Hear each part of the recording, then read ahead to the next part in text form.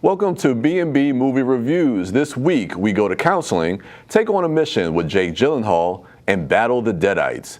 Me and Brad also take a road trip to cover Bruce Campbell's touring road show of his Last Fan Standing game show. Don't go anywhere. B&B is up next.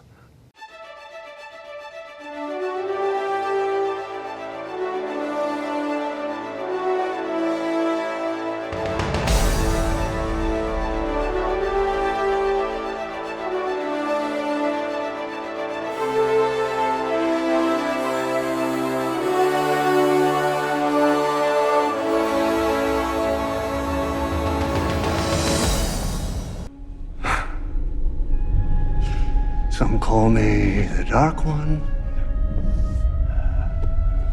Others, the Lord of Death.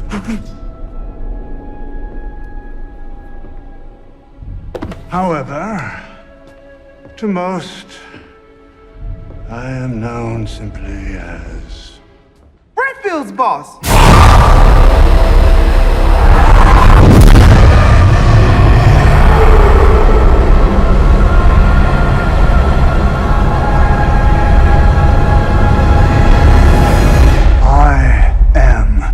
Dracula. Okay, obviously we're dealing with a little bit more than just narcissism here. Dracula interrupts Renfield's group council meeting to introduce himself in the only way a Nicolas Cage portrayed Dracula could do, in the action horror comedy Renfield. Brian. Yes. This movie, we were anticipating it for quite some time. Yeah. Nicolas Cage playing Dracula, did it live up to the hype? I think so, because you know what? Nicolas Cage has always talked about there's like some roles that he always dreamed of playing. And Superman was one. I believe there was another character that he mentioned, and Dracula. And so he kind of did that with Superman a little bit. And now he got the opportunity to play Dracula. And you could see that he really dove in and gave us like a Nicolas Cage performance as Dracula. And I love seeing his portrayal of that. Yeah, I think what's appealing about Nicolas Cage is he commits to these larger-than-life iconic beings. Yes. And when you hear Dracula, Nicolas Cage, that's compelling enough. Now, the rest of the movie around Dracula, because it's not called Dracula, it's called Renfield, does that meet the power of Nicolas Cage's Dracula? Interesting the way you put that. I don't know if it meets it at his level, but I do find that there is an interesting story that is being told through the point of view of Renfield. And that was one of the things that I really kind of liked and kind of like connected to, was this whole idea of, you know, being in like a toxic relationship and how that is affecting Renfield, and using like that whole idea of commitment and everything that's going on with that. And then when he meets Awkwafina's character, like that whole theme, I thought they did a really good job of using the relationship with Dracula to talk about things like that. I thought was interesting. When I watched the trailers, I was actually like a little worried that all we were going to get regarding the toxic relationship was what we see in those counseling sequences. Yeah. But the idea of self-improvement and Renfield embracing the inner self and the bettering of the inner self runs through the entirety of the movie, all the way up to the climax and beyond. Yeah. And I actually appreciated that. There are some words of affirmation in this movie that I think you could actually take and apply to your life. I think you can. And then there's a great scene in the apartment where you see Renfield, where he feels like he's on the road of recovery to living a better life, and Dracula comes back into his life.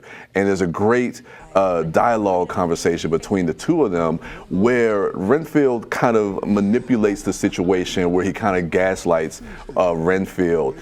And I thought that was to me, that's like one of the linchpin scenes of the movie that really speaks on what this whole film is trying to get to, outside of some of the craziness and the action and the gore that we see. I think that is speaking to what the movie is overall trying to speak to. Well, it's an extremely violent and absurd film. Yeah. But it's also very genuine, and I think that for the most part, the emotions land. Nicholas Hoult is very good at playing Renfield. He's playing it somewhere just below Nicolas Cage's Dracula, the extremity of it, but it's still a heightened performance. And pairing him with Awkwafina as this police officer with her own daddy issues, it was entertaining up to a point. I do think that the gangster storyline that ultimately propels the narrative is less interesting. That being said, Ben Schwartz. Dude, that's what I was about to go to, Ben Schwartz. I mean, everything Ben Schwartz is in, he steals every scene, every time he's in a movie. And it doesn't fail in this movie. He does a fantastic job, you know, bringing in, and he can be a little bit menacing in this. Within the tone of this movie, he really fits. And I mean, he's wretched. He is a wretched human being. And Ben Schwartz plays that very, very entertainingly. And you know, I think that he might be in another movie than some of the other characters, but I also am interested in that movie. Like, Renfield is ultimately a pretty shoddy construction. Yeah. But, you know, sometimes just pieces of a movie are good enough to make the whole thing worth it. And I love, like, the old school feel, like how when we get introduced to how Renfield and Dracula met way back, and then it kind of goes to that retro feel. Well, they try to replicate the Bela Lugosi introduction sequence of the classic Dracula, and Nicolas Cage and just the film itself nail it. They do. What's your rating on this? So we're the B&B show. Yes. You know, we either like something or we don't. We give it a B+ if we liked it, a B- if we didn't. Yep. I'm recommending it. It's a B+.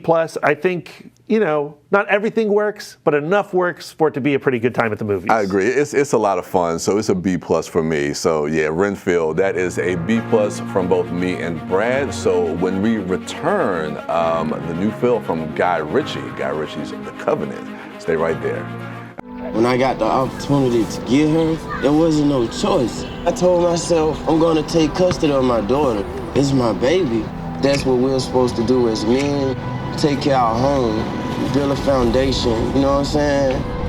Love, our money, she's my purpose. I'm here to walk with her, hold her hand until she can walk alone. Ain't nothing like being a father in this world. Why you want this job? I need the money, sir. And what was your profession before this? Mechanic. You good with cars? Anything with an engine. Oh yeah? What's this?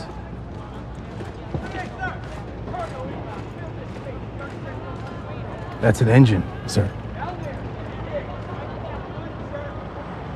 You patronizing me, Ahmed? No. I would never patronize an officer, sir.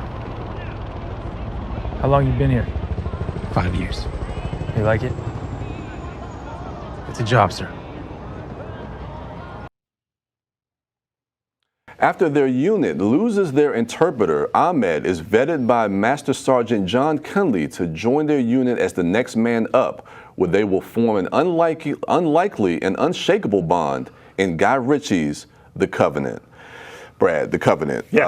Guy Ritchie's The Covenant. We don't want to get that confused because there's a lot of movies out there that are called The Covenant. So I like how he liked to distinguish this as his movie. But this is his movie, and this is your guy. You love Guy Ritchie. Dude, and he had a movie that came out earlier this year, Operation Fortune, which we thoroughly enjoyed, and we reviewed that on this show. And coming into this movie, I was a little hesitant because military movies are always a little bit tricky for me. Sure. You know, and it's very different than what we get from Guy Ritchie. Exactly. So I didn't know how his style and his approach to this would go with a military style movie, but I have to tell you, man, like, he nailed it. And I don't know if it's because he's an Englishman, you know, making a movie about the American military, that maybe he comes from a different perspective on it. I don't know. But he nails this movie. The direction and the performances, specifically from Dar Salim and Jake Gyllenhaal, is top notch. When I was watching this film, we didn't get to watch it together. Yeah, But yeah. when I was watching it, I was like, Brian is gonna love this movie. Yeah, I knew it. You were not wrong. I knew it. You were not wrong. And I enjoyed it.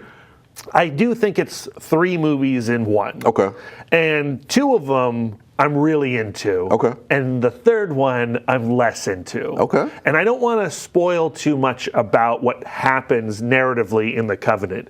But you have the setup, the meeting of Dar Salim and Jake Gyllenhaal, what they go through, and then you have the majority of the film, which is this harrowing trek through Afghanistan, behind enemy lines, the Taliban on their tail. It's very scary, and it really becomes Dar Salim's movie, and he can carry it. He is so good in this film. He's amazing in this movie. I had to look him up on IMDb to see what he's done because I haven't really seen much of him on screen, and he has such a dynamic presence. Yeah. And I was like, this guy needs to be in more stuff. It's and amazing. The way Guy Ritchie just keeps that camera on him, and sometimes from the perspective of Jake Gyllenhaal, what he's going through during that sequence. Again, I don't know how much to spoil about this. You see a lot of it in the trailer, but like the trek through Afghanistan, just the 2 of those guys, and Jake Gyllenhaal observing Dar Salim and the way that Ritchie shoots that is just so. They create a bridge between those 2 characters using the camera. They do. And I found that very well executed. They do, and that's what I loved about it. And there's a way that Guy Ritchie does bring some of his flourishes into it, and not in the way that he does in a movie like Snatch or Operation Fortune. Yeah, something like that. But he does it in a way that really just kind of enhances the character moments, because towards the end of the 2nd act, before we get into the 3rd act, it kind of goes back to that trek through Afghanistan where you see it from a different point of view, and the way that he does that with the score. All that stuff just really worked for me to really see it from Jake Gyllenhaal's perspective as far as everything Dar Salim to get him to safety. And I appreciate the critical eye that this film brings to American policy for the first 2/3 of the movie. Yes. And, what do we do with these interpreters from Afghanistan who helped us, who saved our lives? What do we do with them when we're done with them? And what do we do with this country when what did we do in this country even, right? Yeah. So there's a little bit of a critical eye there. I wish they pushed that even further. And I feel like the last 1/3 of the movie becomes maybe a little too rah-rah for my taste. Interesting, because and that was my fear watching the movie throughout, because sometimes when we get these military movies, they do feel like they're propaganda. Like, is it going to be I think every military movie is a propaganda film, to be honest. Like, it's like every war film can't help but glamorize it, even when it's trying to be an anti-war film. Exactly, and I think this one does a good job of really focusing in on the characters, and it doesn't feel like it is too rah-rah America, at least when I experienced it, because those are one of the fears that I have when I watch these type of movies, and I didn't really see that too much, or it wasn't as evident as I thought it would be. I'd like to watch it again with a different crowd.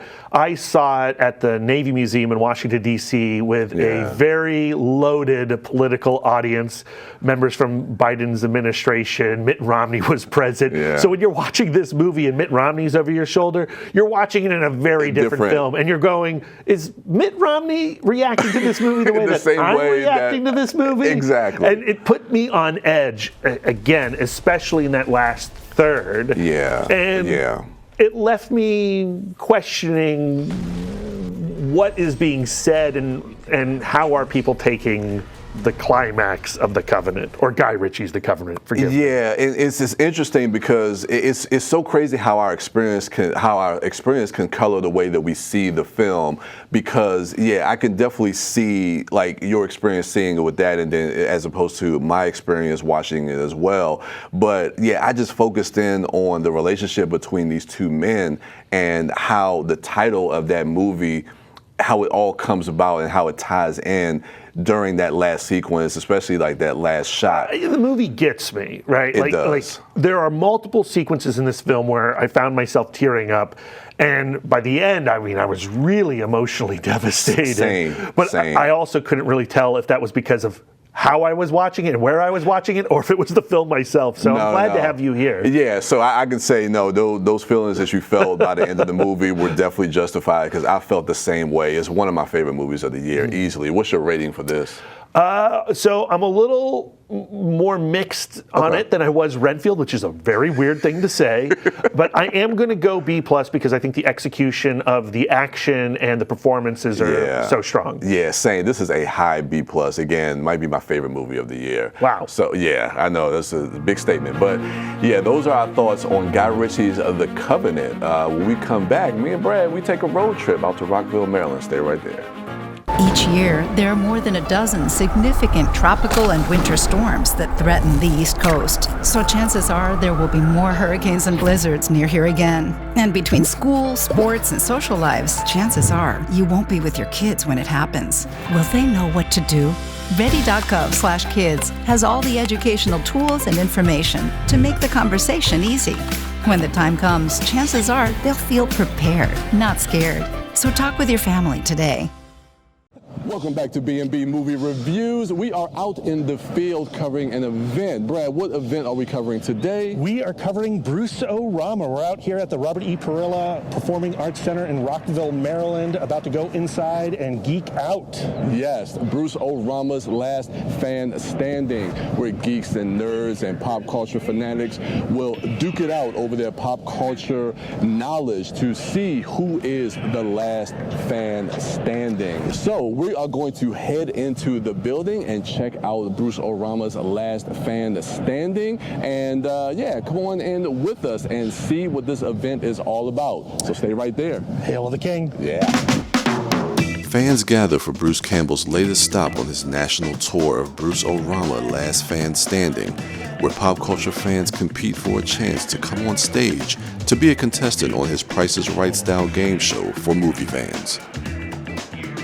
As Bruce enters the stage with a warm reception from his adoring fans, he does crowd work to get the audience primed and ready before the games begin. It's worth it just for that. Stephen King sees the movie at the Cannes Film Festival, writes an article and calls it the most ferociously original horror film of the year. And the event definitely lived up to its name as the final two contestants go down to the wire in sudden death to claim the title as the last fan standing. Second one, who is Captain America's arch nemesis? Yes, sir. Red Skull? He sure is. That's it. Mathematically.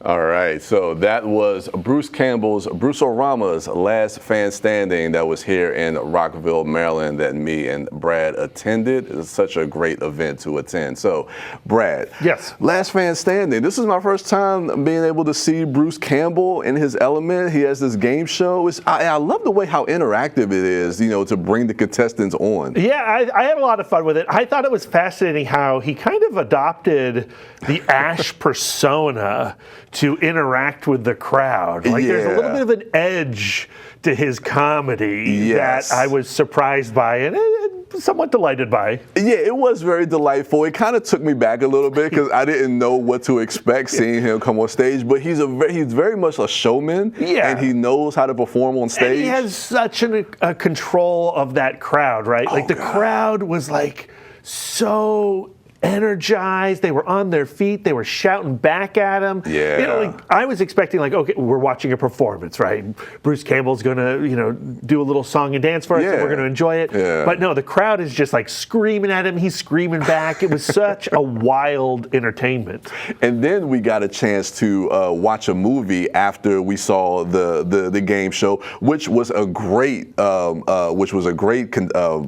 show, with the two contestants going down to the wire. It was pretty intense. So it's good that at least we had some entertainment there, and then we get some entertainment afterwards. He does a Q&A where he talks a little bit about his experience, making some of his movies. He gets to take questions from the fans, and then we end up watching Army of Darkness. Yeah, and I love how dismissive Bruce Campbell is of Army of Darkness, or at least his experience of filming Army of Darkness, because apparently for him, even though he met his wife on that movie, it was a torturous event. Like, he talked about the PTSD that he has coming off of Army of Darkness, and just really what a rough run and gun shoot that was. And so when he watches it, he can't help but see like all the agonies that he experienced to make that thing, where we just watch it and we go like, oh, what a great, leveling up of the Evil Dead franchise. It's amazing, because I haven't seen Army of Darkness in so long, and rewatching that movie, and we talked a little bit about it before we went into the event, and just how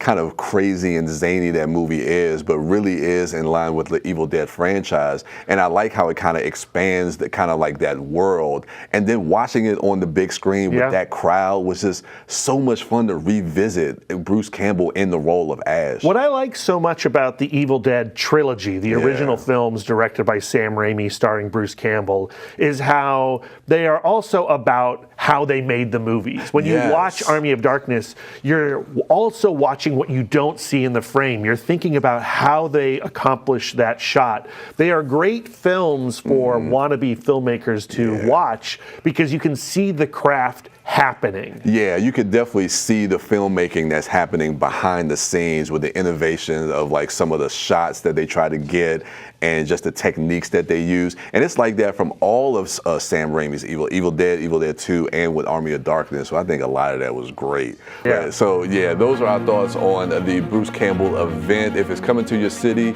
it's definitely worth checking out. So stay right there. When we come back, we're getting into some more Evil Dead with our review of Evil Dead Rise. Stay right there. You're not gonna get it all right. Just make sure you nail the big stuff. Mama! Like making sure your kids are in the right seat for their age and size. Get it right at nhtsa.gov/the right seat. It was a perfect day, and all I could think about was how much I wanted to cut you all open and climb inside your body so that we could stay one happy family.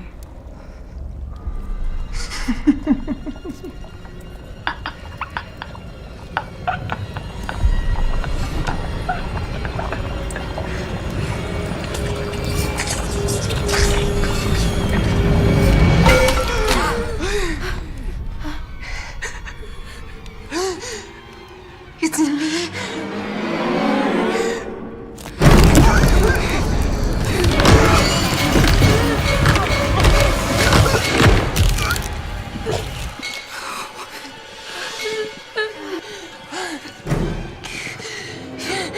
Don't let it take my babies.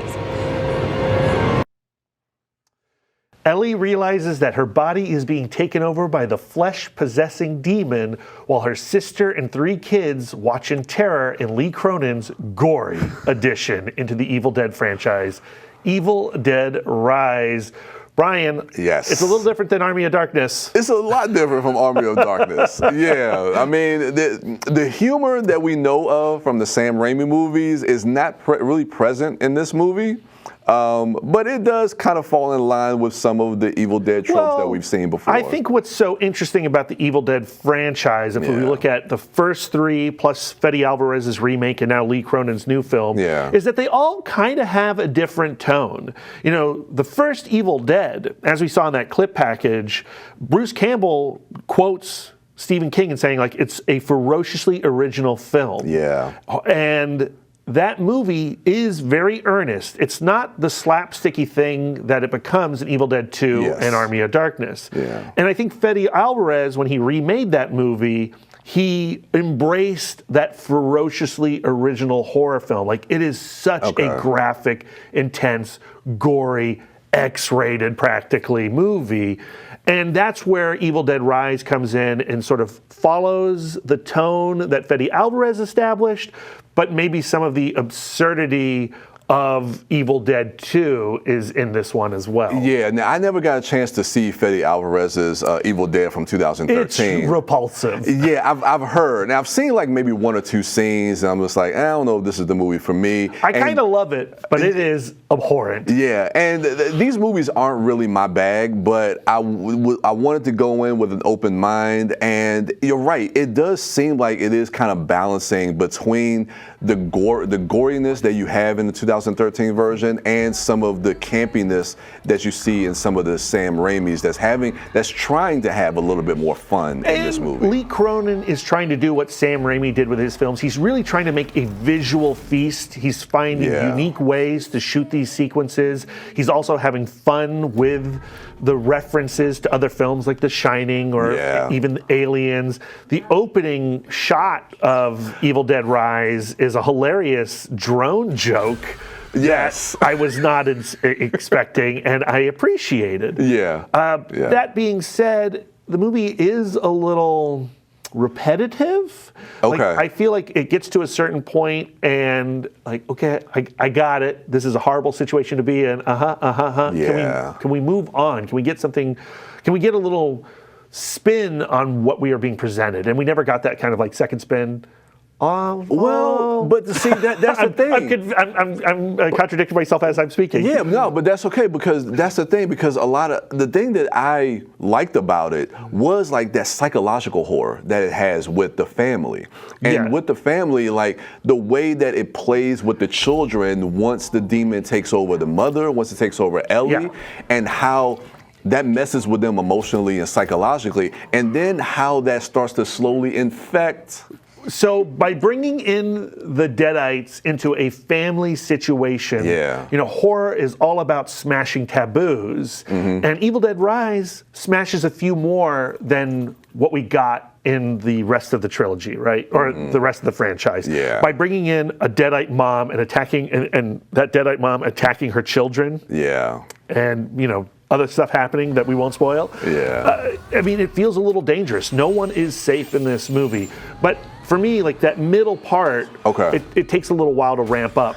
And, we get the Deadite, and then it's like, come on. Let's get to some more Deadites or something. And we do. And then the last 15 minutes of the movie is maybe more in line with Evil Dead 2 or Army of Darkness. Yeah, it definitely is. How do you feel about the bookends? Because there's the majority of the story takes place in the apartment building in the city, which is a completely different setting than we've seen other Evil Dead movies. But is it though? Because ultimately you're just in a series of rooms. It's not like Evil Dead has infected the entire Los Angeles community. That's true. It's in one building. It's still very claustrophobic. And I kind of wish it did spread to the city. But this is like a Critters 3 situation. When you heard like Critters were coming to the city, but really was just like this one tiny little building. And it's not even the entire building in this film. It's one floor. And I found that so disappointing. But I guess maybe they do want to try to change up the setting, just saying, okay, we're in an apartment building as opposed to a cabin. But you're right, it still does have that claustrophobic feel to it.